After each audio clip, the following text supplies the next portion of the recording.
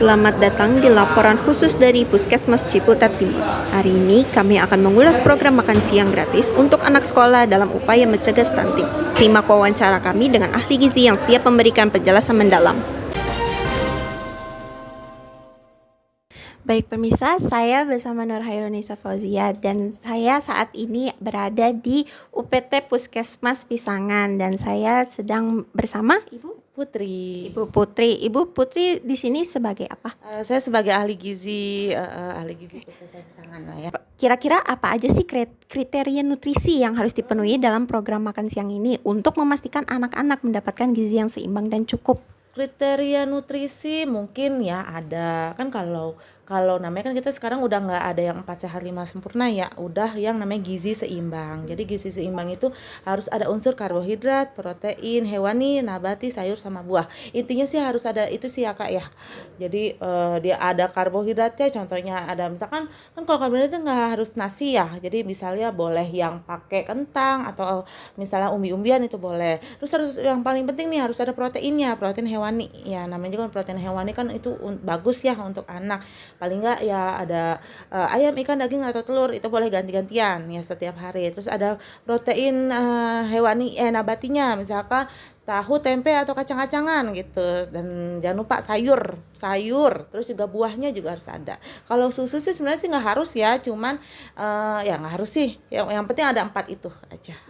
Kebersihannya ya kadang kan kalau kayak gitu namanya kan kita ngasih makan untuk banyak ya, itu kan porsi penyelenggaraan makanan MSPM porsi besar gitu ya, jadi hygiene sanitasinya juga harus bersih. Kan nggak kebayang kita aja kayak program dari pemerintah kayak PMT lokal kan dia harus bersih juga ya, apalagi yang namanya anak sekolah kan dia tuh harus kontaminasi paling nggak jangan adalah, takutnya kalau udah ada kontaminasi takutnya ada diare. Terus juga ada lagi misalnya takut tercemar lah tuh makanannya gitu sih.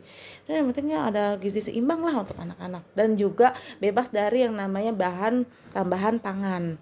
Misalnya kayak micin, terus pewarna kayak gitu. Memang harus makan bahan makanan yang fresh, yang baru, yang benar-benar dibeli pada hari itu juga gitu ya. Misalnya dimasak di hari itu juga. Dan kalau misalkan ada sisa ya sisa bahan makanan nah disimpan yang benar gitu. Terus mengepakannya juga harus bagus. Terus apalagi ya, oh ya nilai gizinya juga harus bagus nih. Misalnya kan takutnya ya nggak imbang gitu, misalnya dana dari si pemerintah misalnya dia menggelontorkan sekitar misalkan 100 juta tapi yang dibelanjain takutnya kan ada main korupsi gitu ya, yang dibelanjain ternyata cuman 50 juta 80 juta kan nggak imbang juga kan, kasihan. Jadi targetnya nggak tercapai gitu sih. Oke. Ibu Putri, terima kasih atas penjelasannya. Semoga masukan dari tenaga kesehatan atau seperti Ibu yang adalah ahli gizi seperti Ibu bisa menjadi bahan pertimbangan agar program ini dapat dipertanggungjawabkan supaya berjalan dengan maksimal. Harus dipertanggungjawabkan. Jangan adalah yang namanya ya korupsi kan ya di Indonesia kan memang nggak bisa dipungkiri ya. Pasti dari bawah atas tengah ya ada yang korupsi. Tapi kan niat kita kan baik ya untuk mencerdaskan, paling nggak memenuhi gizi anak sekolah, itu kan gizi anak sekolah ya, paling enggak ya yang dikasih segitu harus yang dibelanjakan segitu, nyampainya juga harus segitu. Misalkan yang dikasih anggarannya misalkan satu anak misalnya 50.000 tuh untuk makan siang, yang dibelanjain juga harus 50.000, yang dikasih harus 50.000. Jadi memang nggak ada yang namanya dicomot-comot, yang dikorupsi lah jadi nyampainya ke masyarakat jadi 30.000, kan nggak bagus juga gitu. Baik, itu saja. Balik lagi. Demikian laporan khusus kami dari Puskesmas Ciputat Timur. Program makan siang gratis ini diharapkan dapat mencegah stunting dan mendukung tumbuh kembang anak.